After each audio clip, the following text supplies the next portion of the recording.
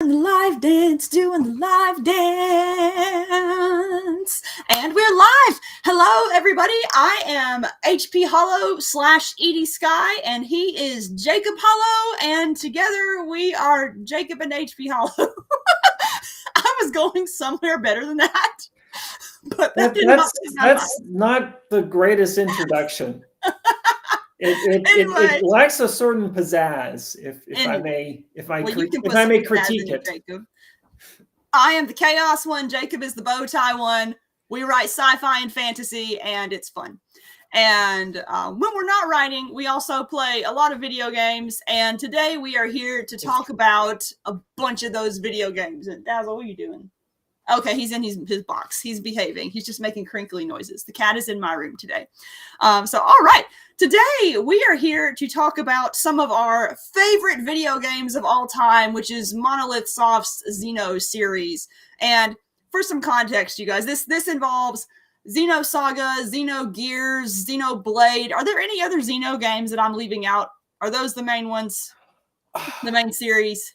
Those are the ones I know. I think that covers all of it, at least all of that we want to discuss today. Okay. And just for context, you guys, I was only vaguely aware of these games until I met Jacob. And the first I really paid attention to this was when Jacob said, we're buying a Wii just for this one game. And I'm like, okay, I'm not going to complain about buying a new console. But I thought it was interesting that he wanted to buy it for one game specifically. And that one game was Xenoblade Chronicles. And it turned out that Xenoblade Chronicles was fun and huge enough to actually merit the purchase of the entire console. Because how many hours did you have in that? I would rather not say. It's a colossal amount of hours. It's a really big, really long game, and I have played through it multiple times. Not only the original, but also the re-release, the definitive edition, I think is call it. But yeah, I've sunk way too many hours into these and other games. Well, look at it this way, Jacob. There are much worse things you could be sinking hours into. But the reason why I wanted to bring these up is because these are games that have had influences on various things that we've written. Whether they're direct influences or just vibe influences. And so we're just going to kind of go down the series and fangirl and fanboy about it. So first, I want to start with Xenoblade Chronicles. Now, Jacob, you're the one who introduced me to this game. So tell me, if possible, give us a short, basic rundown of what Xenoblade Chronicles is about. Okay, you've got two gigantic beings, the Bionis and the Mechonis, and they fight each other, and they basically kill each other, kind of, sort of. And they're so colossal that life flourishes on top of them, including human life. And we fast forward an unspecified amount of time, and our protagonist is Shulk. His city is under attack by a force of mechanical beings called the Mechon that originate from Mechonis, and he's got to pick up his mentor's magic sword and go on a quest for. I think we should start by saying one thing. Spoilers. Yes, there's some spoilers. We can't talk about this stuff without spoilers. We'll try to keep them low, but a lot of the awesomeness of these games is found in how insane they get. Because the premise of each game is fairly straightforward and fairly simple, but you reach a point where suddenly there are twists and reveals and all sorts of things galore. I mean, it's a JRPG series. I mean, there's going to be insanity of that nature. So yes, there will be spoilers. So you have been warned. So he picks up his mentor's sword, which also allows him to see the future. and it's one of the few weapons that can cut through mechon armor. He basically goes out with his buddy Ryan to seek revenge, and it's in that regard, it's a little bit different than your typical hero's adventure, going out to do good and save the day. At one point, he's like point blank asked, "Oh, this is about revenge." He's like, "Yes, it's about revenge.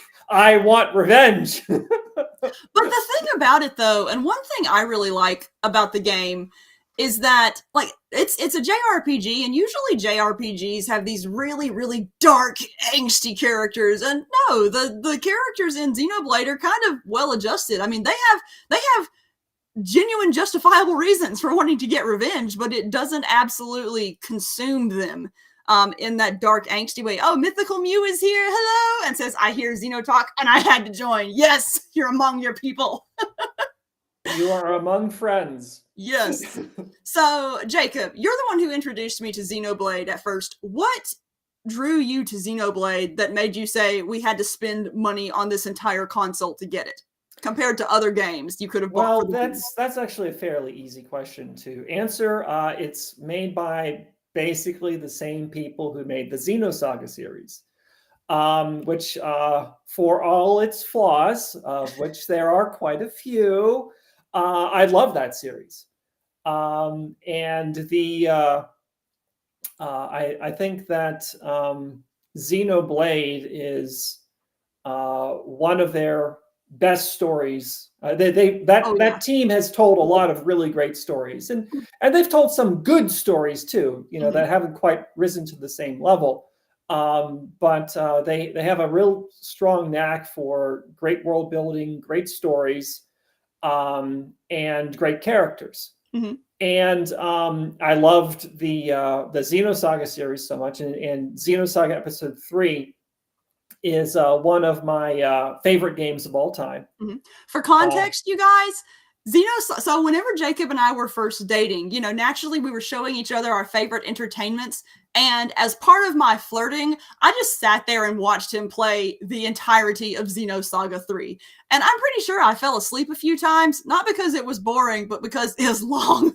But Xenoblade 3 was something I experienced while we were dating. And I think you've played through it. You still have a PS. We still keep our PS2 just so you can play Xenosaga 3. Yes. Yeah. Yes. The PlayStation 2 is still it's still hooked up to the television. There's a little bit of an adapter necessary these days to make it connect. But I am here with my my assistant. Yes, Mystical Mew says, "I do see that Cosmos figurine. It's not the only one we own." Yes, this is true. So that's basically the reason why I was really enthusiastic to get Xenoblade. It was also around the time where it was hard to acquire that game, and it was getting a lot of really good press. So yeah, because the first run had a really small release, didn't it? It had. I think there were some. There was something to do with the localization that they originally weren't planning to bring it over to the States, I want to say, and there was a petition or something. Honestly, I wasn't really paying a whole lot of attention to all that. But at a certain point, it's the people who made Xenosaga, they came out with something new. Oh, it's got people living on two gargantuan robots. This sounds really cool. I have to say that, and this, I guess this can transition into my next question, which is, what is it that makes Xenoblade one of your favorite games? And I have to say, for me, I have not finished the game. I've watched you play all of them multiple times. I'm in the midst of it right now, but it's an enormous game and I'm a slow game player. But I have to say, the thing that really catches my attention from about Xenoblade from the get-go is the wondrous sense of scale. And when it comes to entertainment, I am an absolute sucker for sense of wonder kind of stuff, and stuff that where scale is played with. And the idea of an entire story setting, like being set on the backs of like two titan godlike figures, it's just, oh my, hell yeah, I'm absolutely for it. And you wander through the world, and you have settings like what the Bionis' elbow and things like that. And it's just, you've got all these really complex worlds existing on these dead but not really dead bodies, spoiler alert. and it's really, really cool on a very basic world building level. So what about it makes it your favorite, Jacob? I mean, there are a lot of things that go into it, and some of it is what you described. But I'm a sucker for really good, really interesting villains, and we have Egil in Xenoblade, and Egil is one of my favorite villains of all time. He is dealing with grief in a very unhealthy way. In that most of his his race, most of it has been wiped out. Mm-hmm. And the being behind that is the Bionis. And the Bionis is sleeping. And he intends to kill the Bionis. Now, the way he's going about that is that he's basically engaging in genocide against the people living on the Bionis. Yeah. And so at one point, Shulk asks him, it's like, what do you have against us Homs, the humans of the setting? And he's like, I don't have anything against you. He's like, what are you talking about? You're trying to kill us. It's like, no, let me explain this to you. When the Bionis wakes up, it's going to be hungry, and it's going to suck all the life force out of everything that's living on it. You're just food for my enemy, and I am trying to starve my enemy. I don't really have anything against you guys, but you're kind of in the way of me killing my ultimate objective. Yes. And he's just a really cool villain. And it also, you have the moment where he and Shulk basically come to terms. They both, to a certain degree, there's a little bit of a mirror image there. It's a very hazy one because Shulk wants revenge and Egil wants revenge. Shulk is going about his revenge in a slightly healthier manner than Egil, but there are some parallels there. And they both, to a certain degree, they come to terms with their conflict and their grief, and they're willing to sit beside each other. And then, of course, you have one of the big wham moments, and it's things get really crazy really fast after, yes. Just like right after those two, have their kind of reconciliatory moment. So he says only slightly. I see your other question, by the way, Mew. We're going to get to it when we talk about Xenosaga in a second. Oh, we should just jump to that right now. I want to finish talking about one, because one's the one I've played the most of. Okay. All right. So I want to talk about the characters and then the combat system, because for me, the characters are one of the things that absolutely, makes all of the Xenoblade games in particular, and really all of the Xeno games that I've seen you play. But the characters make for a cozy gameplay experience, despite the fact that the story gets very dark at points. Like Shulk and Fiora and Reyn are very much characters that I enjoy hanging out with. And for that reason, Xenoblade is one of my it's one of my comfort games and one of my relaxation games. And I realized back when you were playing it a lot because it's an enormous game. And I realized that I actually have relaxation reactions, like Pavlovian reactions to some of the music in this game, especially the Gower Plain theme, I want to say. It's the iconic Xenoblade track. And it's absurd because I was going to listen to it today before this podcast, just to make sure I had the right name. And it's like the moment it started, there was a visceral reaction in my brain, like a happy reaction to the Gower Plain theme. And there's also just the opening screen for Xenoblade Chronicles 1. It's very simple. Like, it's just like a slow, I want to say sunrise or sunset or something, but you have this really gentle, slowly rising music in the background. And sometimes I will just turn on the game to have the opening screen on. It's like the equivalent of a cozy fireplace video playing in the background. But yeah, I love that. But did you have anything you wanted to add about the characters? Oh man. Nothing in particular. I mean, they're a great cast of characters. Their catchphrases are great too. They say them too much, but well, I mean that's just sort of the nature of the combat system in the Xenoblade series is that they're just shouting out their combat moves and their one-liners all the time, and sometimes it gets a little bit much. To the point where hold on, to the point where in Xenoblade 2 there were some somewhat notorious repetitions that actually got trimmed during an update because they were just a little bit too much. So they sort of like shortened or made them a little bit less prevalent in that game. I have to say, I never get tired of hearing "It's Rhine time." At one point, I saw this print-on-demand clock that had Rhine's face in the center, and all the numbers were they just said Rhine or had his face. I still want that clock, but I don't think the artist sells it anymore. The "Don't Forget Me" repetition and the lines that go with that. Some of the soldier enemies from 2. We got Richie in the chat now. He says, "Look, it's one of my favorite writing duos." We love you too, Richie. Yes, and yes, Xenoblade Chronicles is a top tier series. Man, we're already 18 minutes in, so we should probably switch to Xenosaga so that we can actually fit all these things in. Let's go. But we can talk about the combat system later because they're kind of similar from Xenoblade game to Xenoblade game. So Xenosaga is the big one.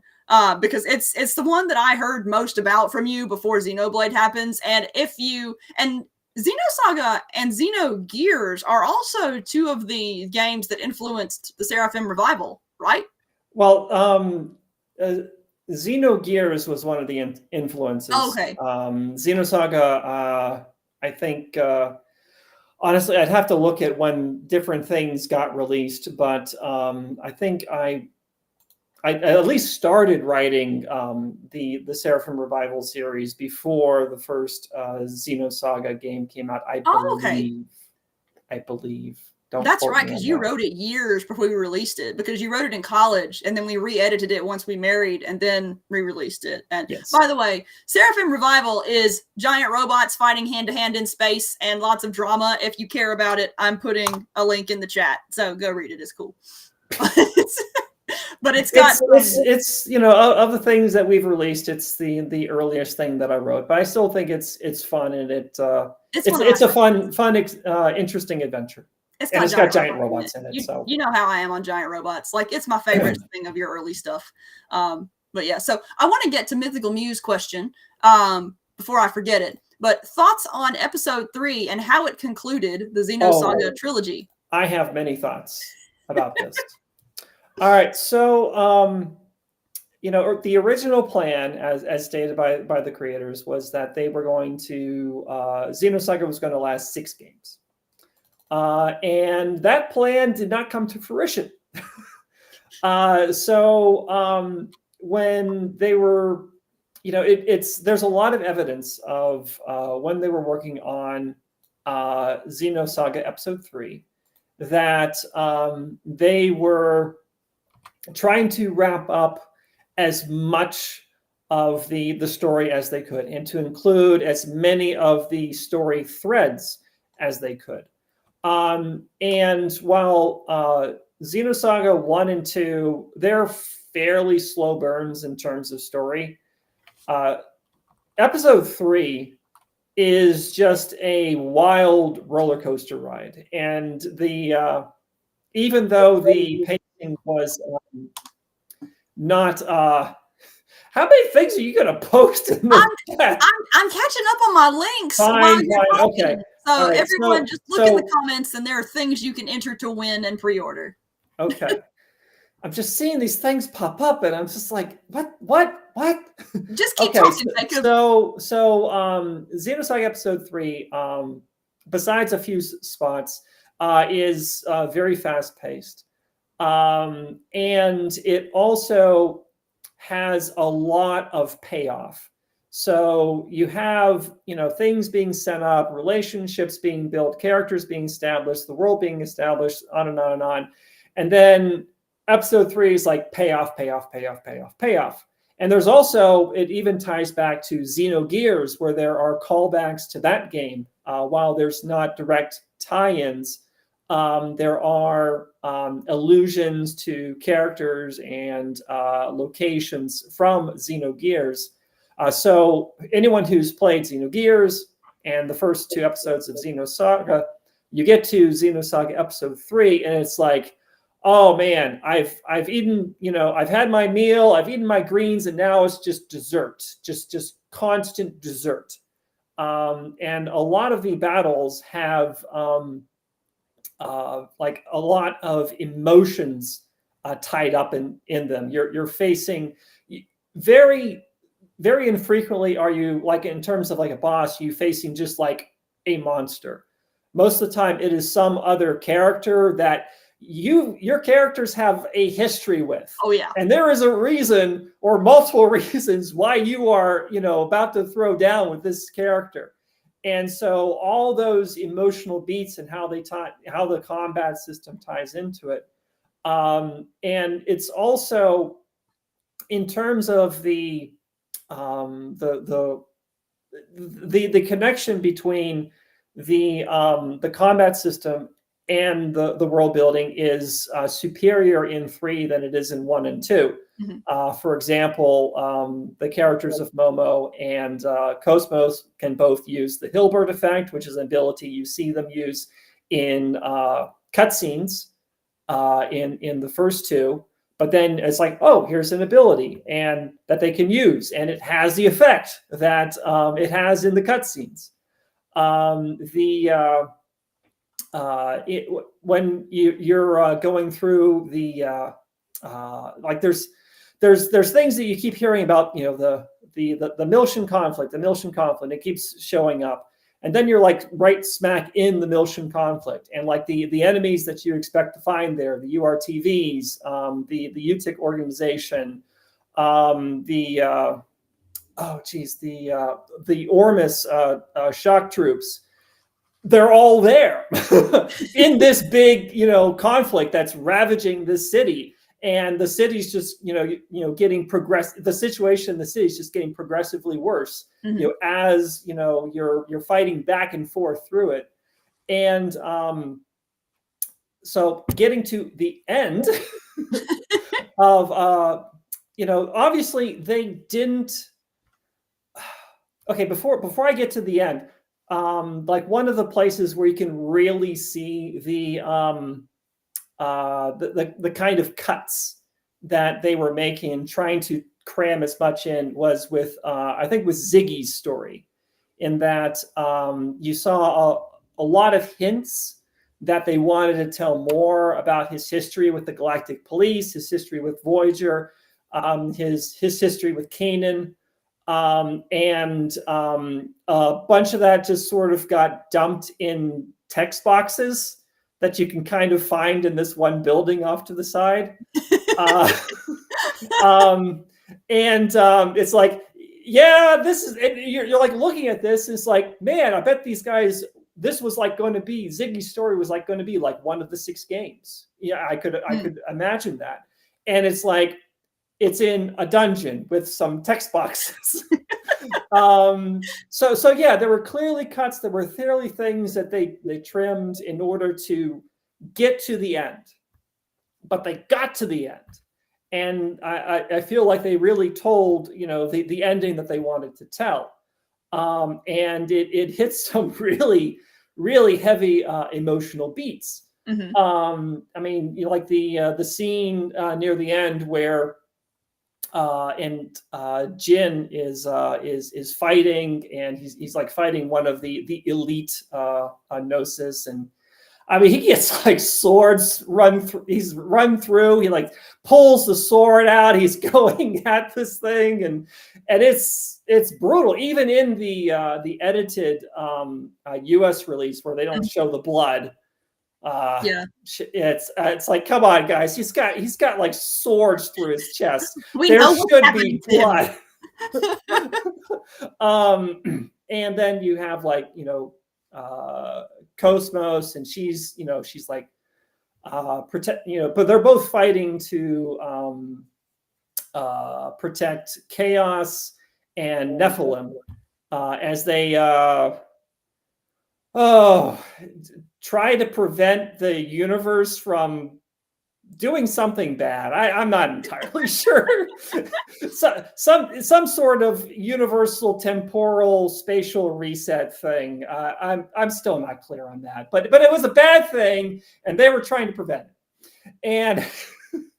And so like Cosmos, she's got like an arm blown off. She's like, you know, using her her special ability, and you know, it's great sacrificial stuff going on. And then you have, hey, it's, you know, we're Shion and some of the other cast are going to head out and try to find Lost Jerusalem, which is what they call Earth in the setting, which brings us back to Xenoblade, because if you're familiar with Future Redeemed, the DLC. Is this the one where the Zohar shows up at the end? No. Hold on. Okay. There's the Zohar in Xenoblade 2.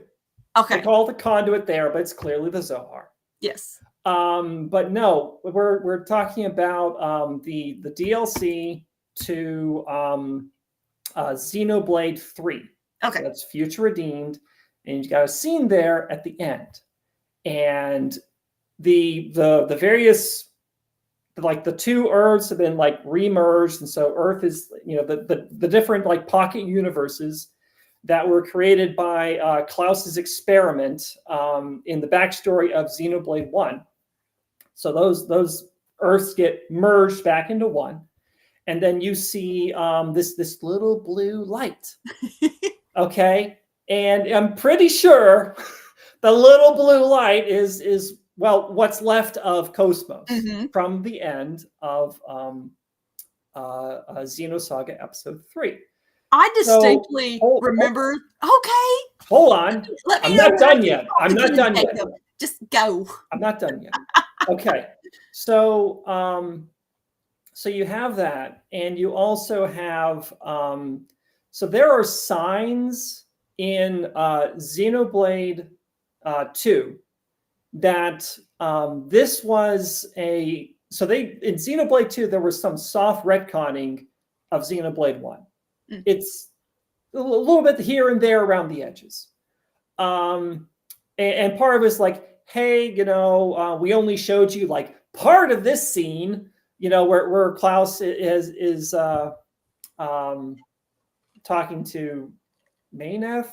I forget what her other name is, but anyway, the Mayneth character, and he has his basically his Zohar experiment that rips reality into two. So they say, hey, there was actually more to this scene, and it paints Klaus in a little bit different light, and there were a few other things as well. And so I was looking back at that. It's like, hey, I think that you know, their long game was to tie the two series together, and so the end of Future Redeemed really lays that foundation. And you also have the name drop, the big name drop at the end of a Future Redeemed. So you've got this scene where the characters, they're in this, it's kind of like a virtual reality setting within Alvis's head, I guess, is where they're at. And they're seeing a Earth, essentially. And they see like one of the orbital elevators and whatnot. And so there's like this big emotional scene going on, but all the people who are like big fans of the Xenoseries, they're not like listening to these characters at all. They're all listening to the radio that's playing in the background and how it name drops Dmitry Yuriev. I mean, like, Dmitry Yuriev. Yeah, I distinctly remember when you reached that scene, because I think I was in the middle of writing or doing something, and you got all excited and came into my room and interrupted my writing, and you were just like ebullient with I was very excited. I'm pretty sure we had like excited celebratory dinner that night. When they name dropped Dmitry Yuriev, it's like, oh man, they're going to be tying the two series together. They're canonically joining them. And actually, one of the things that is using the comments it's more subtle, but in terms of the design language in Xenoblade, it's very, very much divorced from anything in the Xenosaga series. But then you get to Xenoblade 2, particularly with the world tree and like some of the enemies that you encounter there, and like the mechs there is like, these kind of look like eggs. What's like AGWS eggs from Xenosaga, and so you see that they're like, they were bringing in that element of the design. Of course, Cosmos and Telos, they show up as blades. Yeah. But most people, I think, they saw that, it's like, oh yeah, it's Monolith. They're just, they're just bringing in some of their other characters. Everyone it's a likes, nice little Easter egg, Cosmos. But yeah, and yes, the Vector logo that showed up in Future Redeemed, and it's like, For those who are audio only, Mythical Mew is in the comments saying, I kind of went insane when I heard the name and saw the Vector logo. Yeah. Now is actually, when you bring up the blades, now is actually a good point to talk about Xenoblade 2. Xenoblade 2 is an interesting, unless you have more you want to say about Xenosaga. Because there's always more, but we should probably move on. Xenoblade 2 is an interesting one for me because there are certain elements that I like less than the first Xenoblade, but in some ways, I think the characters are more interesting.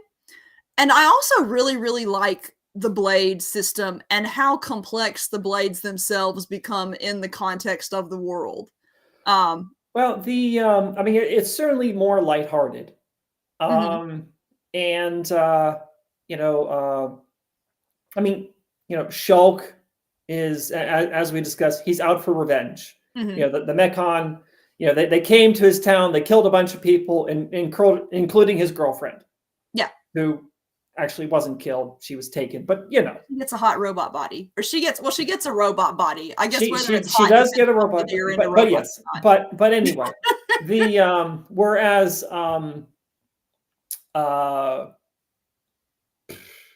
Rex. Yes. Sorry. Too many characters just all bouncing around in my head, including my own. So Rex, he been, instead of having, out for revenge, he is out to pay back a debt.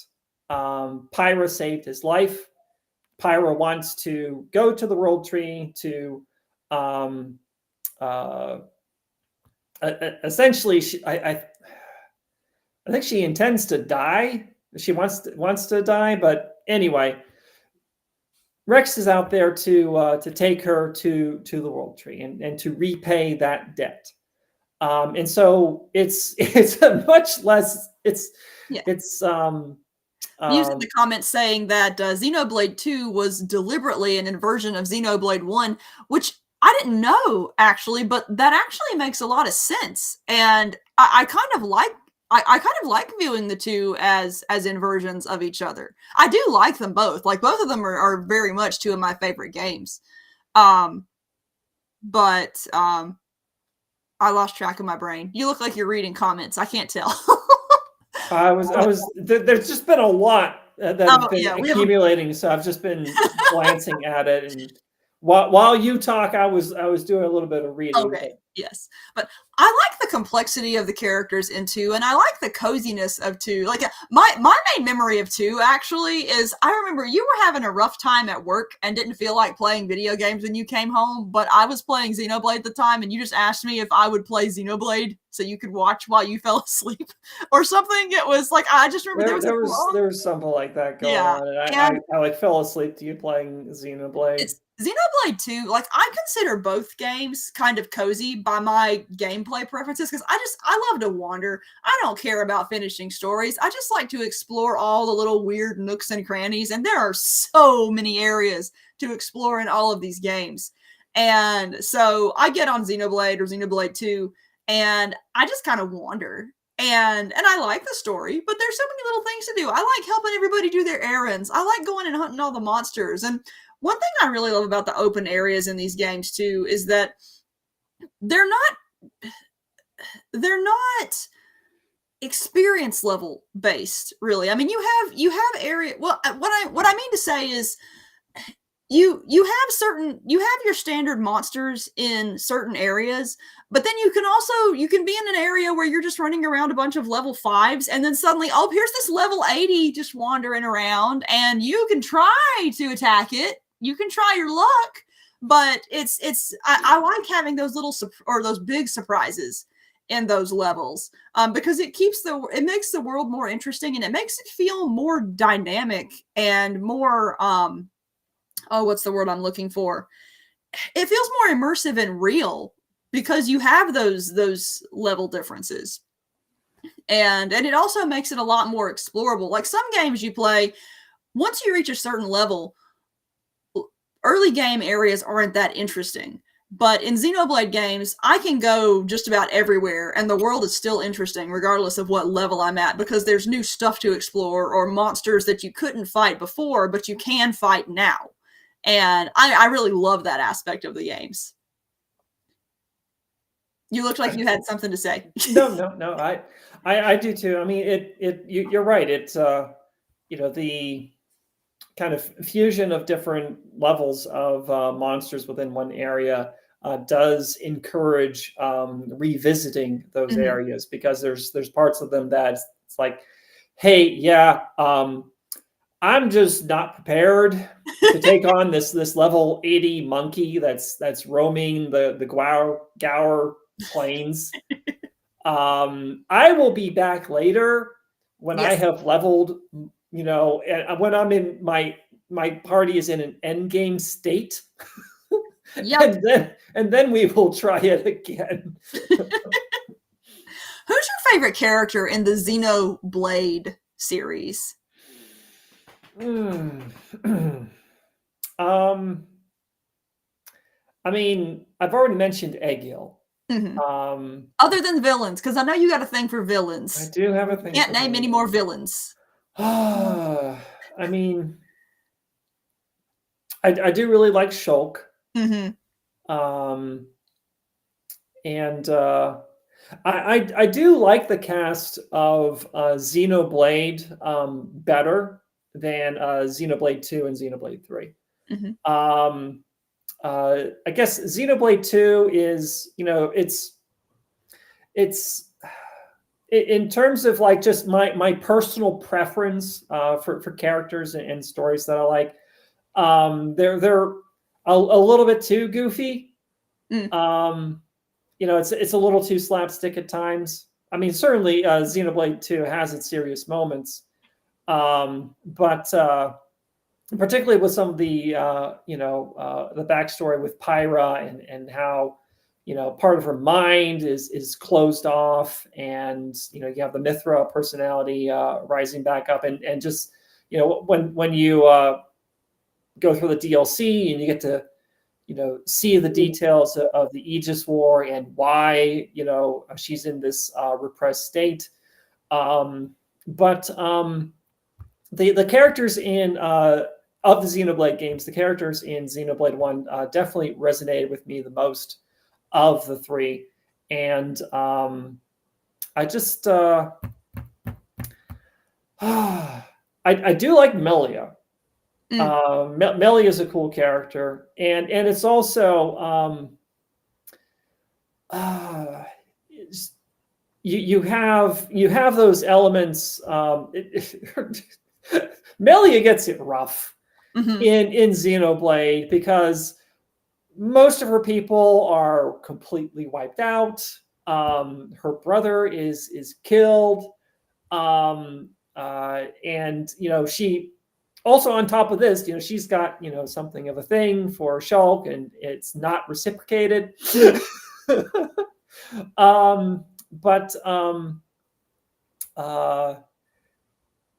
her backstory as she's got that kind of half-breed mixed bloodline storyline to her where she's got she's got the wings on the head that aren't quite full length,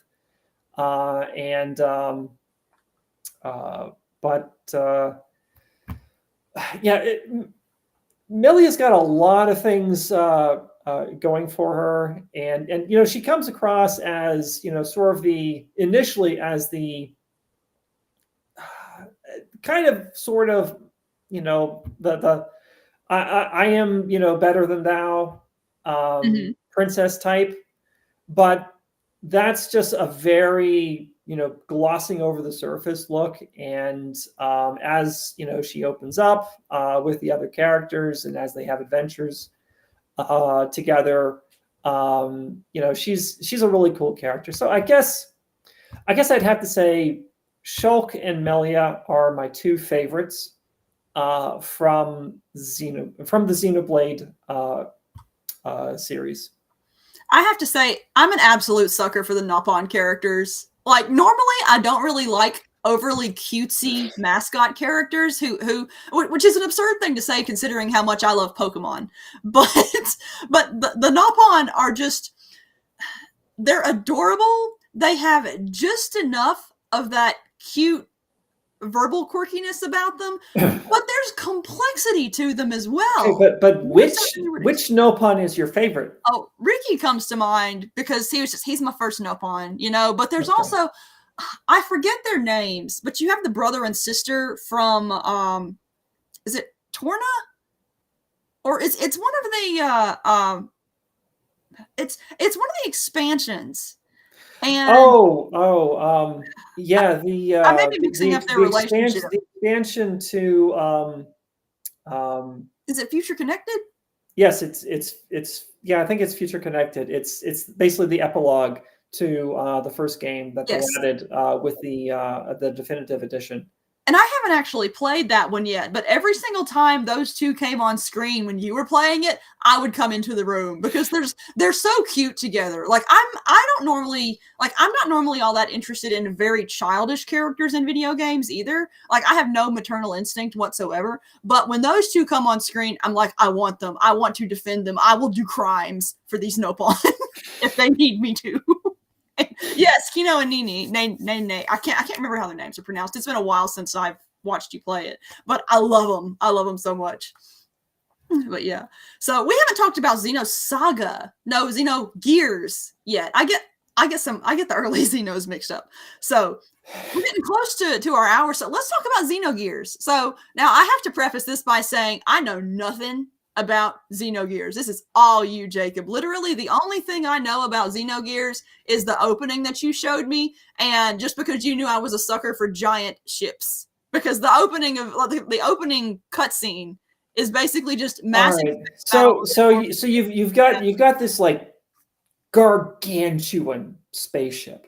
Okay, it's like a the Star Destroyer from the first Star Wars, Yes. flying by, but like times 10. Okay. Yeah. This thing's massive. It's like this, it's I don't know how big it is, but it's just gargantuan, and there's all sorts of mysterious stuff is going on. There's sort of like this these weird silver tentacles that are bursting from it and crashing back into it, and turrets are activating on it, and they're shooting ships that are trying to flee, and the captain basically sets the auto destruct, and then you like flash forward, and you're with Fei Fong Wong in this little village in the middle of nowhere, and it's like, how is any of this connected? Yeah. And it's so Xenogears is it's an unfinished game. First of all, let's back up. Again, saying that I know nothing about Xenogears. What's the basic premise of Xenogears? We'll be here all day.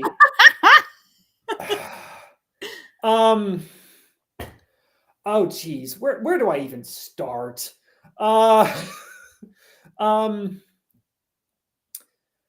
Okay, so you've got this oh my, this is hard. You have no idea how hard this is. Okay, so boil it down to what's cool about it then. Hold on. I'm trying. I'm trying. Let me try. Okay. Let me try. Okay, so in the ship that you see in the beginning, there is essentially this. There's the Zohar, and there is a kind of a like biomechanical weapon system called Deus. And Deus is essentially trying to put itself back together, and it has like various ways that it's trying to do that, and one of them is through an agent called Myung, who is trying to direct the course of human history on this planet to the point where human beings can be used as biological parts to rebuild essentially this sort of god figure in this kind of setting. And she there are certain points where humanity has kind of not evolved correctly, so she orchestrates genocides. It seems to be a recurrent theme. And so you also have the like original. So you have like Faye, who's being reborn, and part of that is because he made contact with the wave existence, who's like this this like extra dimensional being that is sort of like it's like part of the Zohar, and so it's sort of like stuck there, I think, and that's sort of like where the power of the Zohar is coming through the wave existence, and so he's like made contact with it, and he like keeps getting reborn, and Ellie, his love interest also keeps getting reborn. But you have like one version of him who's Lacan. He like is severed from the wave existence, and then he decides that I forget exactly what his goal is, but Faye basically ends up like it's really. Here's the question: is Xenogears more complicated or less complicated than Xenosaga? It's more complicated, and it's just one game. That's pretty impressive. Yeah. Wow. It's more complicated, and it's more convoluted too. And it's also the fact that it's not finished. That there are parts where, especially with the second disc, they were just like, you guys have gone way too far over budget. We're shoving this product out the door. And but what about it makes you like it so much enough that it influenced the Seraphim Revival novels? So you have all these different elements that are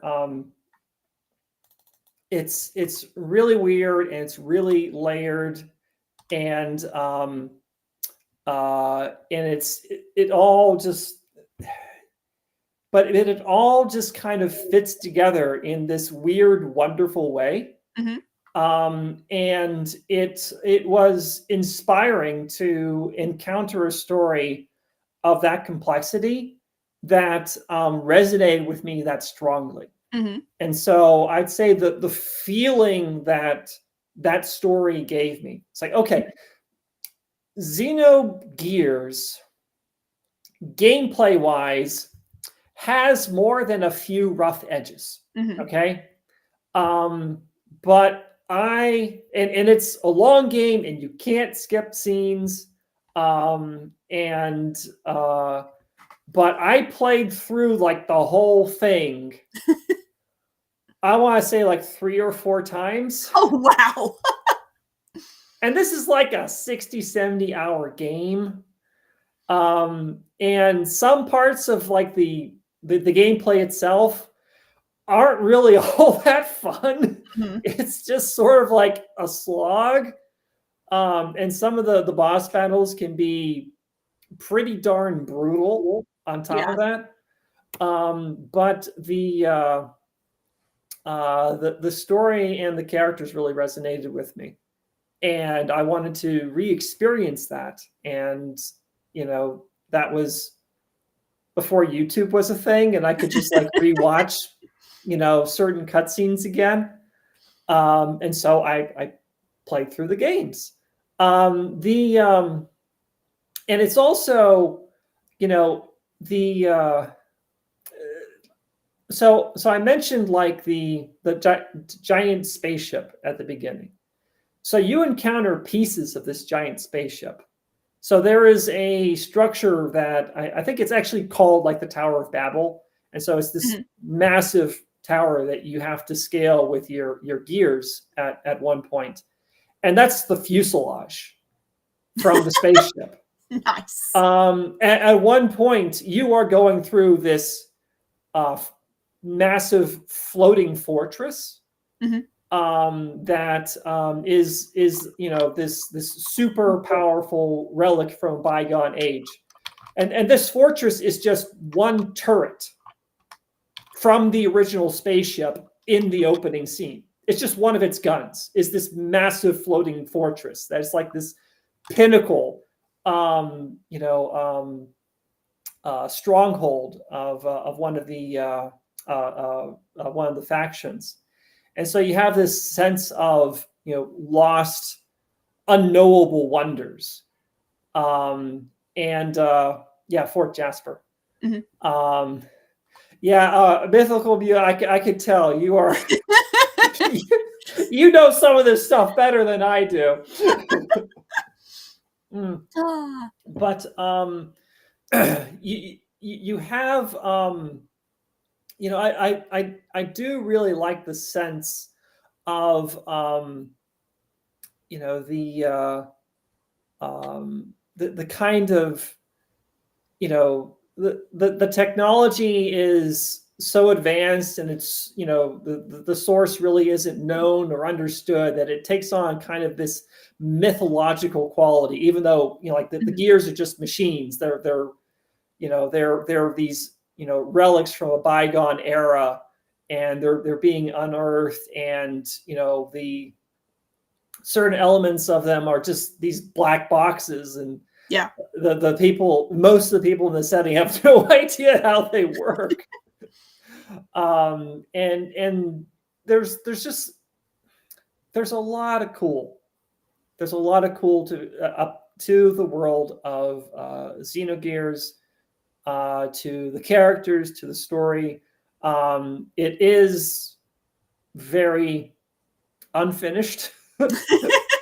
I mean, there are literally parts in the second disc where you just have characters sitting in chairs talking about the dungeon that you would like to play through, and you're just seeing like little snippets of it in the background. And it's like, I really would have liked to have like played through that dungeon and done that, guys, but now I'm just reading these text boxes. Oh well. Yeah. Well, man, we're coming up on our hour, and we haven't even covered Xenoblade 3 or Xenoblade X yet. So we may just need to do another show. I mean, I think we can go a little bit longer. Okay. We don't have to cut it off right at 1 hour. Well, you told me before we started that it was exactly 1 hour, Jacob. Well, that was when I sat down, but I took my pain medication, and my medication has been seeping into my system, so I've got a little bit of a second wind going, so we can go a little bit longer. Yes. Oh, Mythical Muse says they actually referenced this in Hi-Fi Rush. Check it out sometime. I've been wanting to play that game just solely for the art style alone, and but I'm still behind on every game. Like I bought a Pokemon game like 2 years ago, and as much as I love that series, it's still in the plastic. But yeah, I need to play Hi-Fi Rush. So we've talked Xenogears. Do you have anything else to add about Xenogears? Or shall we move on to 3? Yes, I have more stuff to add, but we should probably move on. Okay. So, yes. All right. So they referenced the chair. Mythical Muse says they referenced the chair. I don't know what the chair reference is, but anyone who has played Xenogears has played it all the way through. They all know about the chair. Okay. And the pendant swinging back and forth as they sit in the chair, talking about stuff that you wish you were playing. but before we move on, so the final dungeon in Xenogears, Merkaba, it gets translated different ways in different games.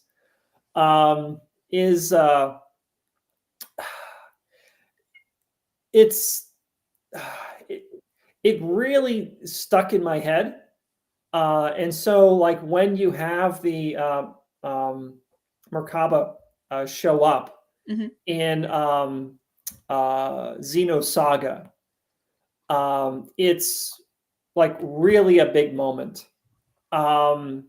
So it has a very particular color palette, and then there's these a certain shade of red and a certain shade of like a bluish green, and it's very distinct. And so when you go into the Merkaba in Xenosaga Episode 3, I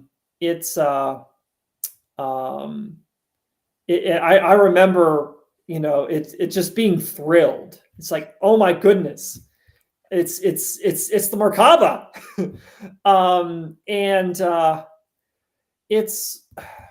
it's one of the points in the game that I think was hit worst in terms of gameplay by the necessity to get the product out the door. So in that particular dungeon level, whatever you want to call it, there's a lot of backtracking, and I mean an excessive, obscene amount of backtracking. And what I think the original intention was that you were actually going to split into 2 parties, and one would be on foot and one would be in your mechs, and you would be swapping between the 2. But I think that they didn't actually, obviously they didn't make that gameplay element. And so, in some ways my favorite dungeon, and in some ways it's my least favorite in episode 3. And it's also that you get to the end and it's one of the few places where it's like, okay, you have Sellers, who is this this villain who's been built up and whatnot, and it's like, okay, it's time to fight Sellers. You don't get to fight him. So I think that was a cut there. Whether I don't know what the intention might have been at some points, but I gotta believe that there was a boss fight planned there.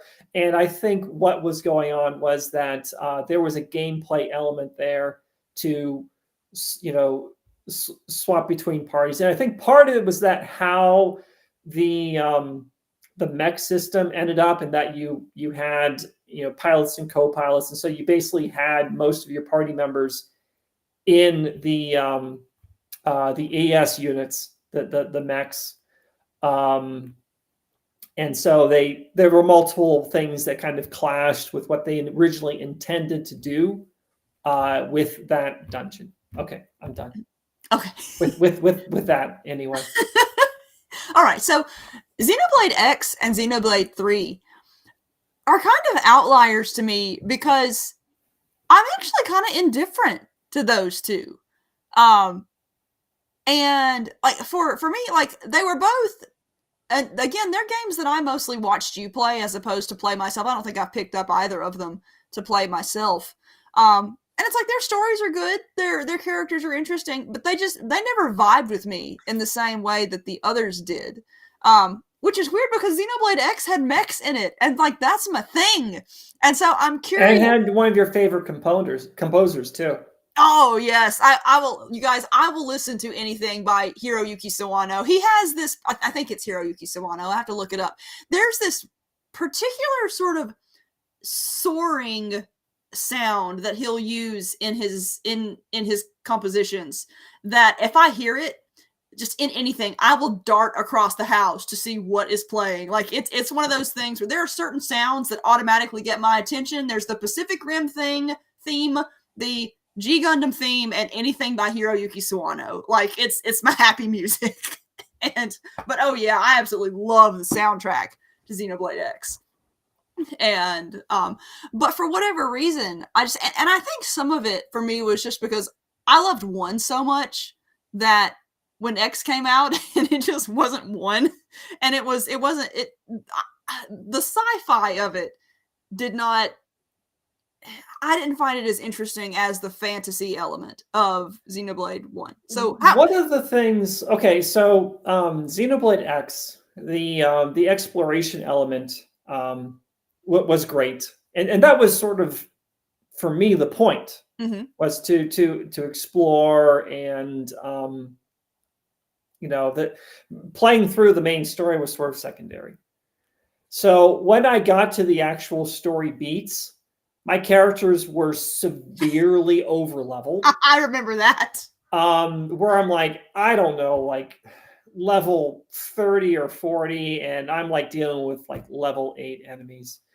One of the things that is really, really fantastic about the design of Xenoblade is with the design of the Mechon. Even if you are over leveled, there are elements to how you fight them that has to be different. So they, even if there's a disparity between levels, and there you have to do things differently when you fight them, and that kind of establishes or reinforces in your mind that, hey, these guys are a serious threat. And you have that story gameplay connection that is stronger because of those mechanics. In Xenoblade X, the ganglion they're sort of forgettable in terms of villains. The world itself is great. Just going around the environment, killing stuff, leveling up, exploring, finding cool stuff. That's all great. I mean, even the wham moments in Xenoblade X's story, where it's like, oh wow, your character is actually a synthetic humanoid, and you're being controlled by your body that's stored in the life hold elsewhere. It's like, okay, well, that's cool and all, but yeah, it's like it's neat, but it doesn't compare to the reveals in other in the previous games. And then you find out that at the end that everyone's body is you don't actually have bodies; they're just all sort of stored in essentially a computer in the life hold. But then, like, the computer is gone, and it's like, okay, well, how are we all still existing? And but those, in terms of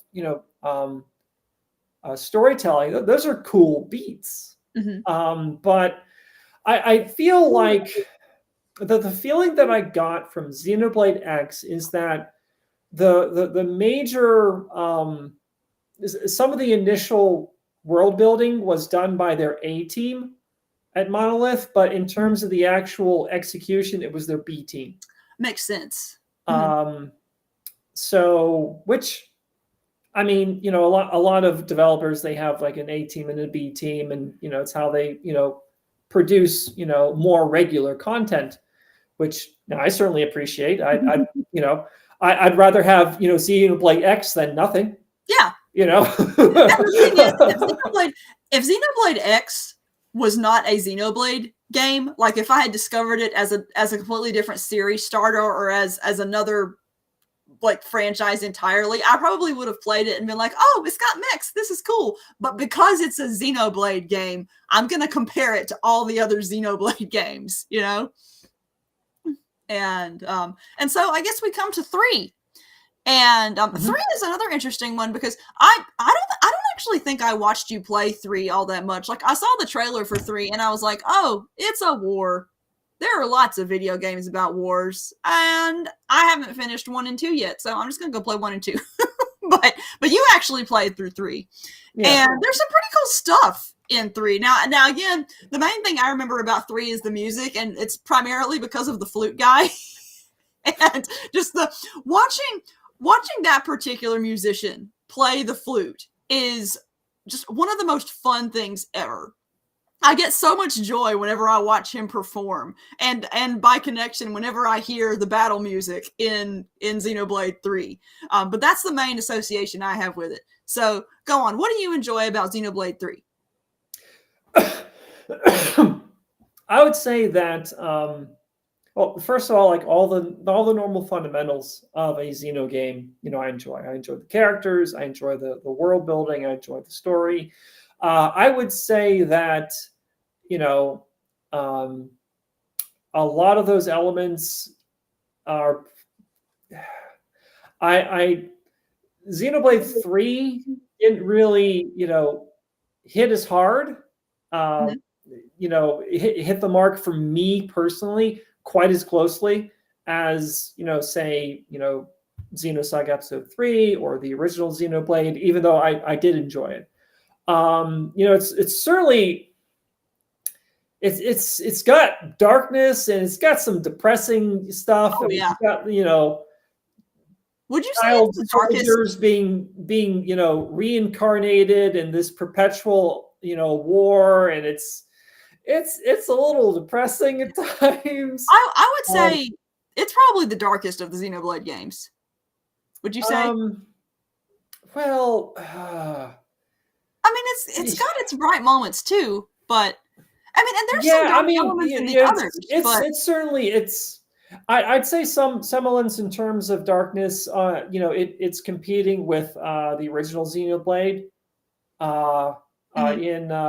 in some of those elements.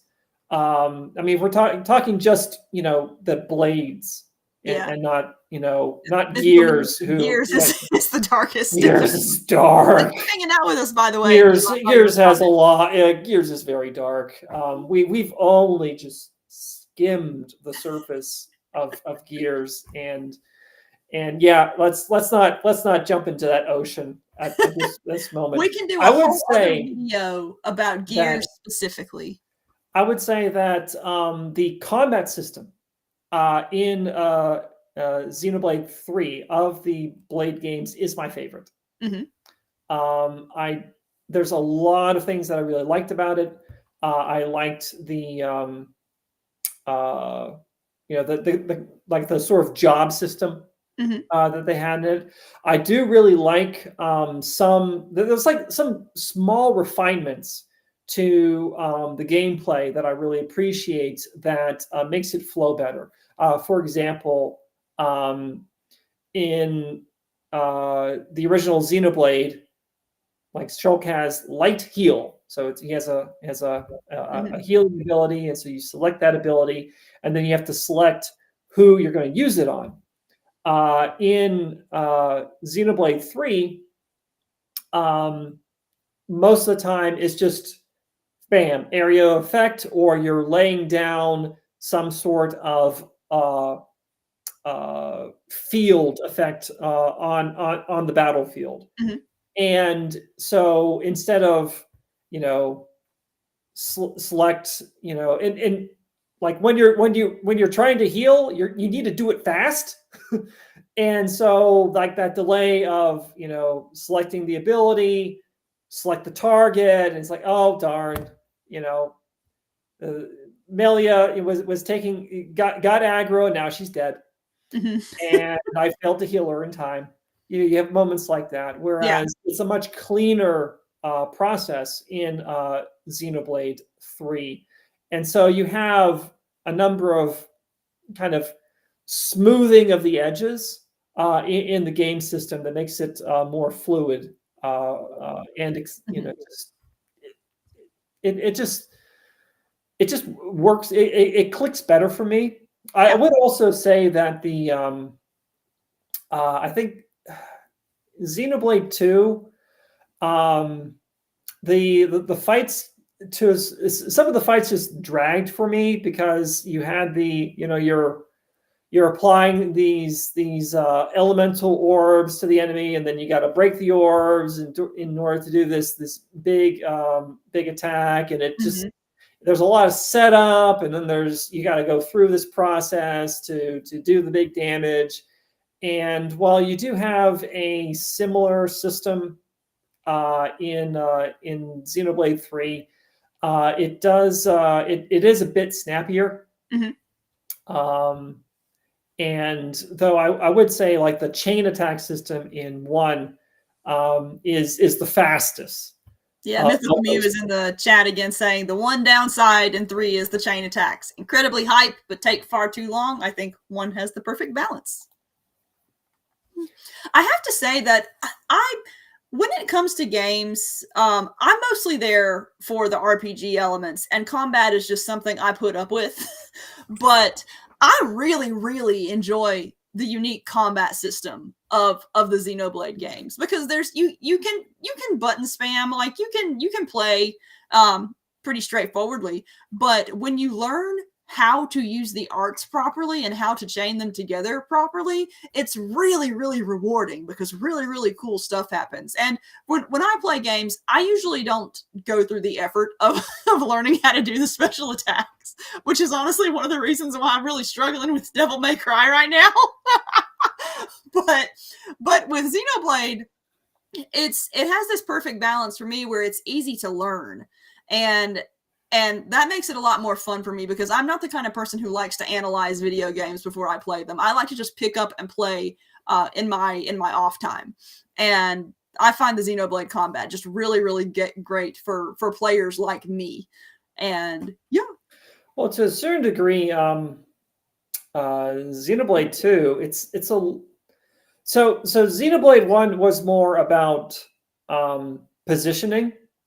And yes, like from like what angle you're executing an attack, and also like in some cases, in what order you're executing the attacks. Whereas Xenoblade 2, it's a little bit of a rhythm game where you're like canceling attacks at a certain point in like the rhythm of your regular attacks, and when you cancel into an art, you gain an attack bonus. And so I've never thought of it as a rhythm game before, but that makes sense. You're welcome. Nice. So of the games, is it 7? No, 8 games in the series, because you've got the 3 Xenoblades, you've got Xenosaga, and then Gears, and then X. Which one is your favorite of all of them? It's a tough one, isn't it? No, not really. Or is it Xenosaga 3? It's Xenosaga 3. Other than Xenosaga 3, which one's your favorite? The original Xenoblade. I would have to say that for me too, because I really love 1 and I really love 2. And I love them in different ways, but 1 for me, it's just it has the advantage of being my first Xeno game in general, and it has the advantage of just being a really, really excellent game, especially for my preferred play style. It's just, it hits all the right notes. It's a beautiful game. Despite being initially a Wii game, it manages to be really pretty. It manages to do a lot with the graphics, not with the graphics themselves, but with the world design, I should say, because you know there's a really detailed world there. I love the characters, I love the music, I love all the things. Plus, you have the glow up that it received with the. It looks a lot better on the Switch. And did we? So we bought the Wii for Xenoblade 1. Yes. We bought the Wii U for Xenoblade X. Did we buy the Switch for for the definitive edition? No, for Xenoblade 2. Okay, yeah, so we still bought it for a Xenoblade game. But yeah, every single Nintendo system we own, we have specifically bought because a Xenoblade game was coming out. So it's a bummer that there's apparently not going to be a remaster of the Xenosaga series, though, because I know there were hopes up for that a while back. But I don't know. I mean, they did market testing or something at one point, and they said it didn't generate enough interest, I think. Yeah, I mean, Monolith has been kind of quiet recently. At least I haven't, seen any news coming out of them, and I'm not sure what they're working on precisely. I mean, whether or not it's called, Xenoblade 4, there's, going to be something. I mean, the series is, continued to rise in popularity. And acclaim, and of course it's it's making them money. So there's they had that really big teaser at the end where it's like, hey, we're going to be combining these story elements, and so with that said, I think the potential of at least like a re-release of some sort may be in the works, but which I would certainly welcome, because then I could shelve my PS2 and play Xenosaga 3 on a more modern console. Yeah. The other thing is that I don't know what it is with the adapter, but whenever there's a lot happening on the screen, everything just gets a little bit blurry. Yeah. It's a new adapter. No. I mean, I don't know. I don't know what's going on there, but I just live with it. Yeah.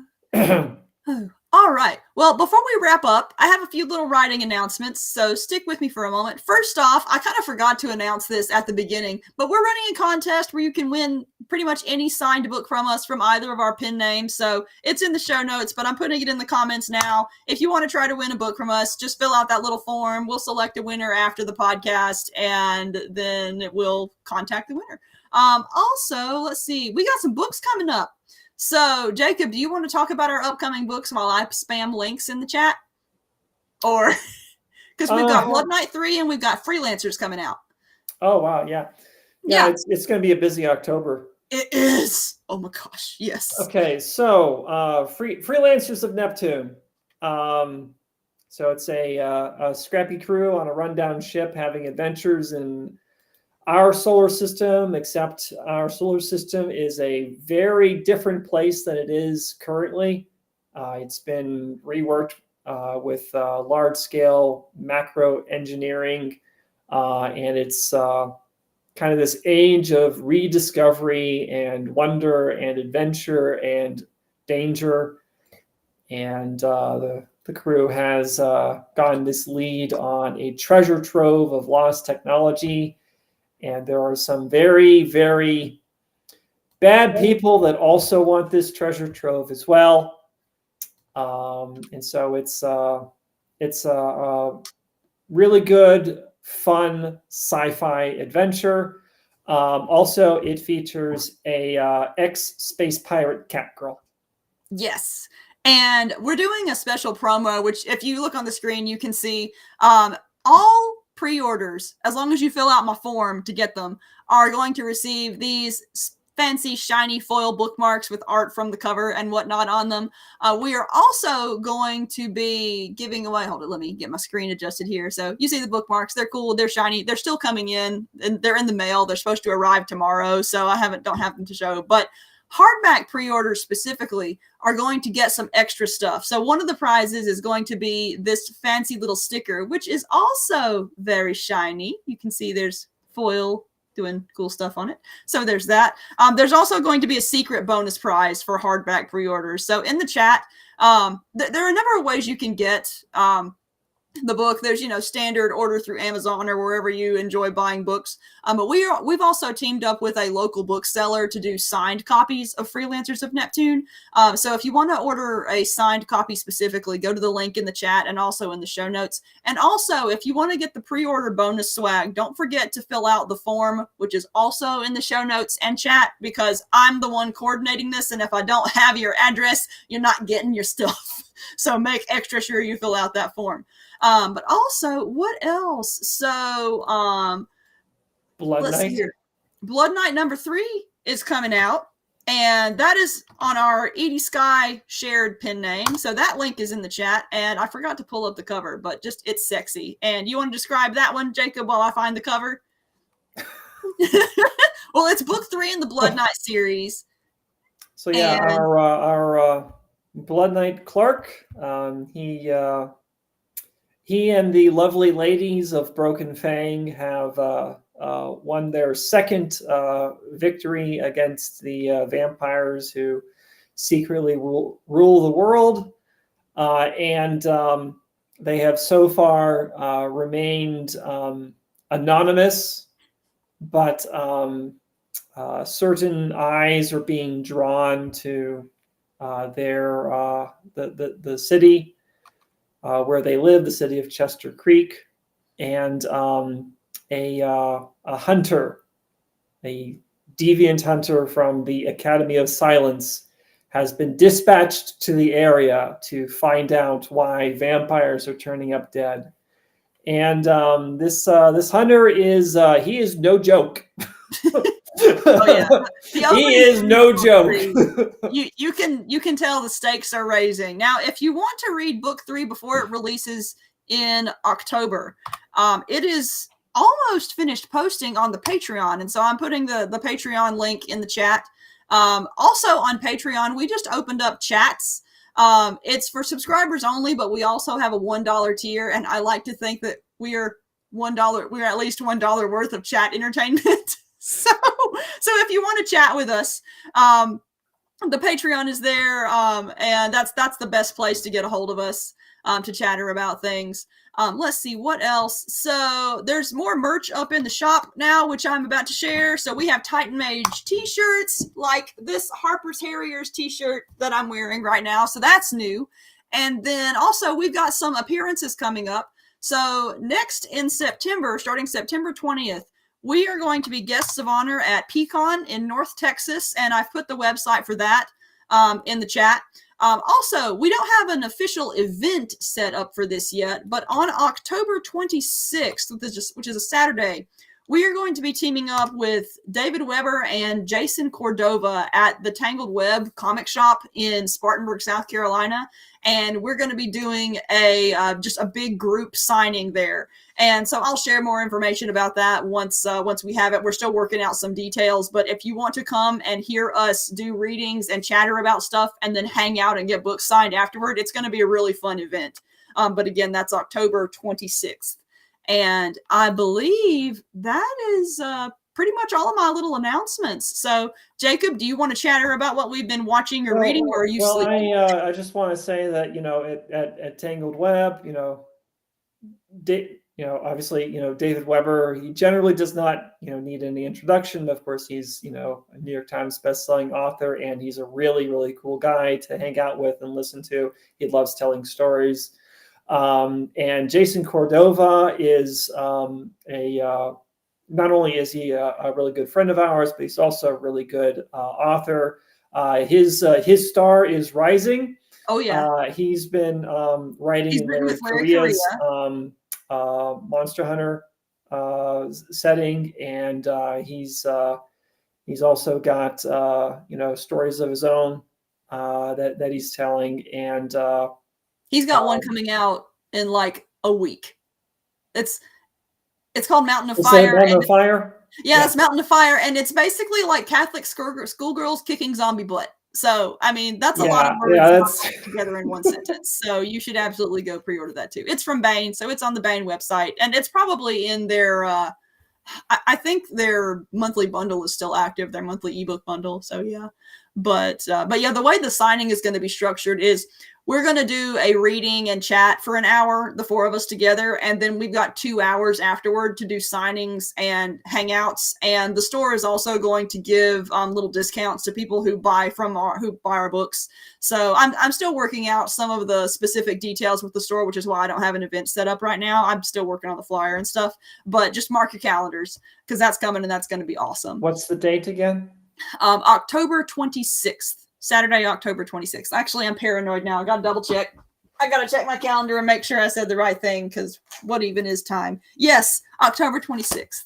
So, do we want to chat about what we've been writing and reading, or do you want to go eat food? I think I'm starting to run out of gas. Okay, well, we can talk about all that stuff next time.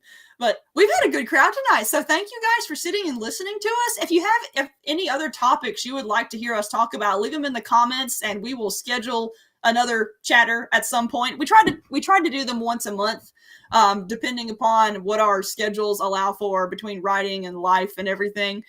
We should probably try to schedule one where we talk about Helldivers and we bring our entire Helldiver gaming group of all authors absolutely together. It's like an entire 4-person team of authors diving and playing. I'm absolutely going to set one of those up. I've got another panel that I've got to schedule before that one where I asked a whole bunch of my space science friends if they wanted to do a space science panel, and I've still got to get that one scheduled. It's been like 2 weeks since I mentioned it.